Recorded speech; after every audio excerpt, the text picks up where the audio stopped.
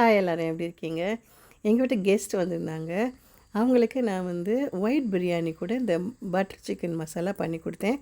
எல்லாருக்கும் ரொம்ப பிடிச்சிருந்துச்சு. அந்த பட்டர் சிக்கன் மசாலா தான் உங்களோட நான் இன்றைக்கி ஷேர் பண்ணுறேன். ஒயிட் பிரியாணி நம்ம சேனலில் இருக்குது. டிஸ்கிரிப்ஷன் பாக்ஸில் நான் லிங்க் கூட கொடுக்குறேன்.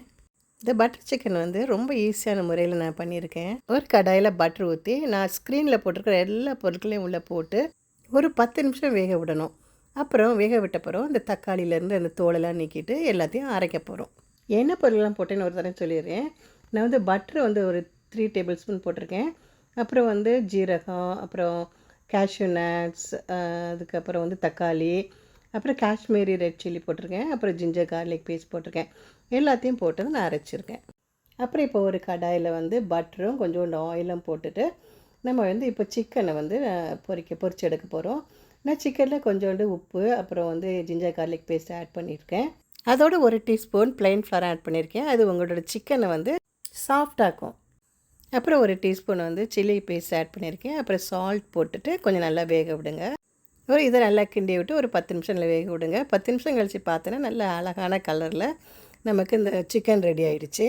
நீங்கள் காஷ்மீரி சில்லி பேஸ்ட் போட்டிங்கன்னா நல்ல ஒரு கலர் உங்களுக்கு சிக்கனில் கிடைக்கும்.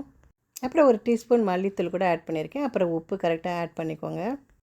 அப்புறம் நம்ம அரைச்சி வச்சுருந்தோம்ல அந்த விழுதை வந்து அந்த சிக்கனோட சேர்த்து ஒரு 10 நிமிஷம் வந்து வேக விடுங்க.